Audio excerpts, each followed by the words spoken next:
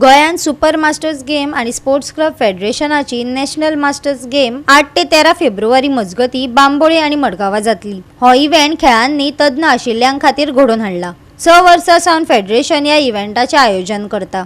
It will be the opening of first phase, and we are grateful to inform your good self that the Honorable MLA Santa Cruz, Shri Rodolfo Fernando, will be the chief guest there in the opening ceremony tomorrow, and the next phase will be here. आप सबका यहाँ पे स्वागत है आज की press conference में। जैसा कि हमारे साथी तेजस्वी शर्मा जी ने आपको बताया कि राष्ट्रीय स्तर की मास्टर्स गेम्स का जो प्रतियोगिता है वो कल से यहाँ पे शुरू होने जा रही है।